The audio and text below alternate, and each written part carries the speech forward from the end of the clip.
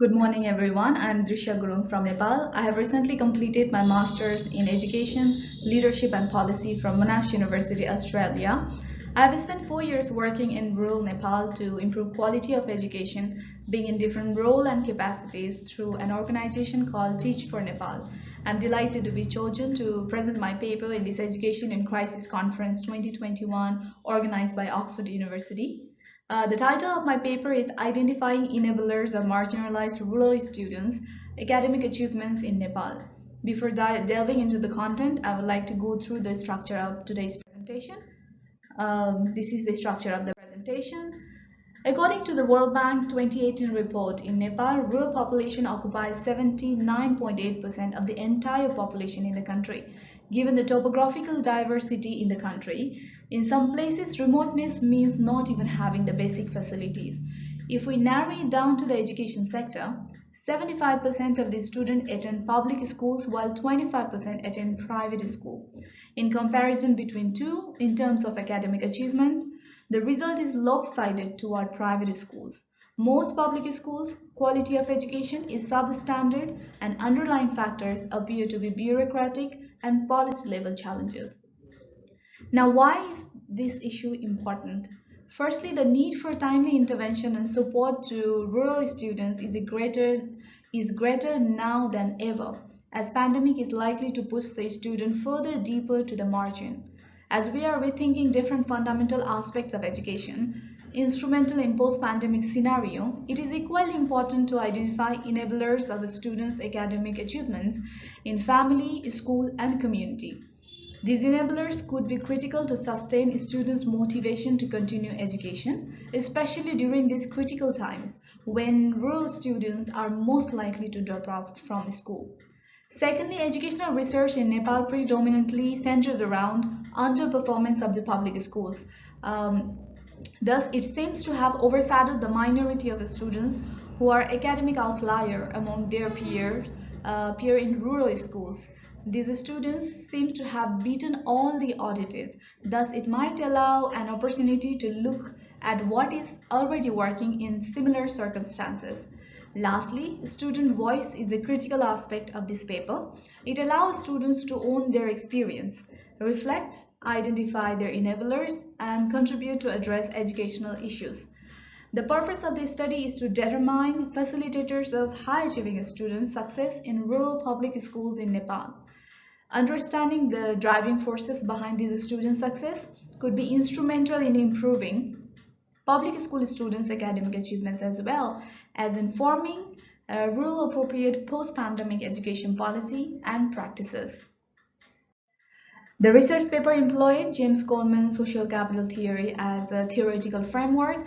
Narrative inquiry was adopted as a methodology, and semi-structured interview was used to explore the focus of the research paper.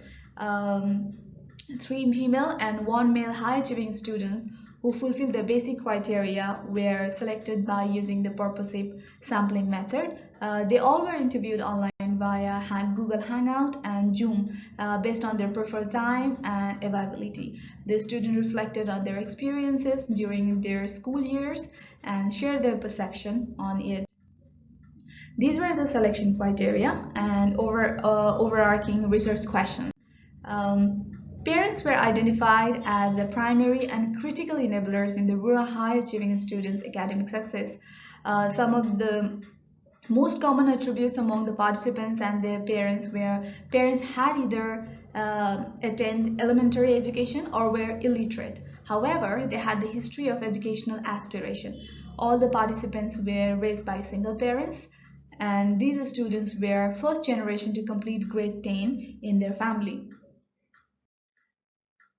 Although most of the studies attributes children's educational accomplishments with parents' education and their job, the findings on rural high achieving students, this study stands in complete contrast to it. Thus, it is critical to acknowledge that there are varying degree and understanding of engagement in different contexts.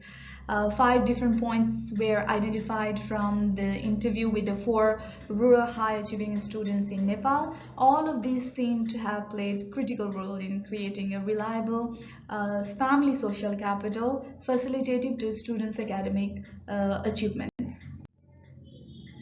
First one, the parents of rural high achieving students place education in higher importance.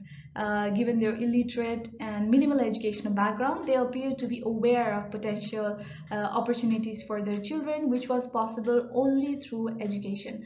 Parents' mindset on education appear to have been shaped through their own experience and unfulfilled desire to pursue education. It is critical, as Bhagwateswaran identify in their study, that awareness about importance of education has significant impact on children educational attainment, especially on girl child. Second, another point is relationship of parents with students and school. Lowe and Welch in their study states that there is a skewed relationship between teacher and parents.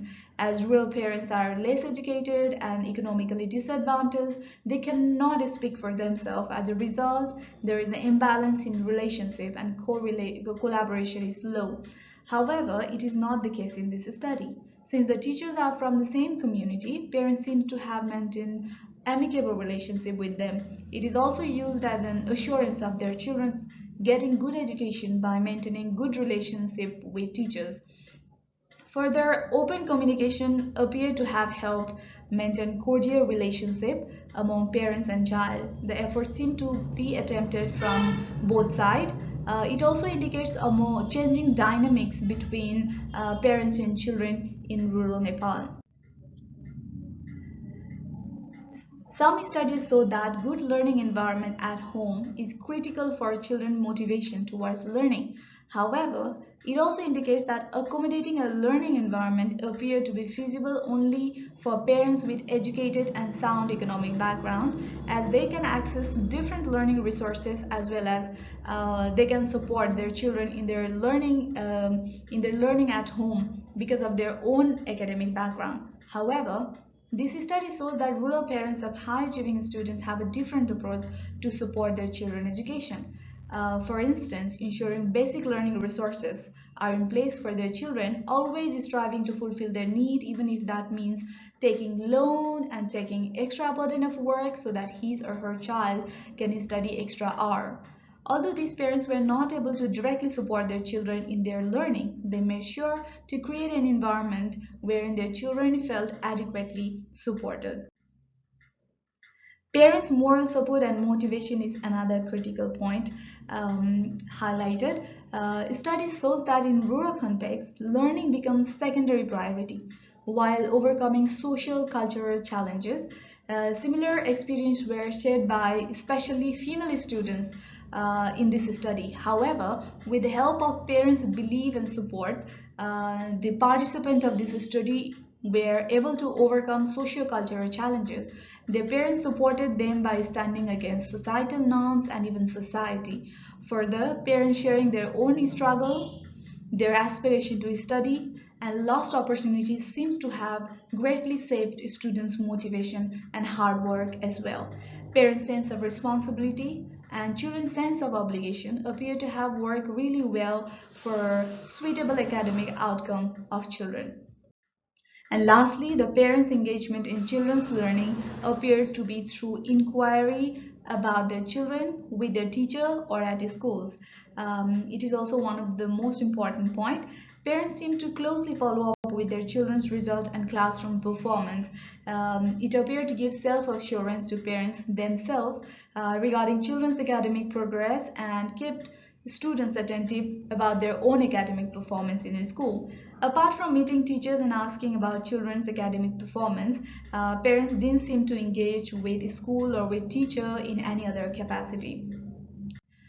Lastly, to conclude, the study's objective was to identify and explore Nepali rural high-achieving students' enablers within family, school, and community. The study explored how parents function within family and schools, thereby indicating conducive approaches for parents in rural areas to influence their children's education positively. Further, the research finding provide more in-depth insight on enablers, thereby allowing an expanded understanding of parents' role that could be considered during rural education policy making and practices. As educational institutes are closed currently due to pandemic, and there is a huge gap in access to online learning and resources, parents might play a critical role to reduce this gap.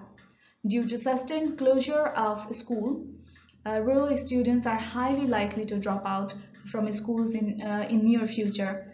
Thus, parents could be the primary and reliable support to ensure rural students' learning. If parents could have knowledge and skill to effectively engage with their children learning through open communication, sharing aspiration, providing needed support and timely follow-up on their progress, the issue of potential learning gap and dropout problem among rural students could possibly be effectively addressed. Um, so these are the references for the research paper, and thank you everyone for being the part of this presentation.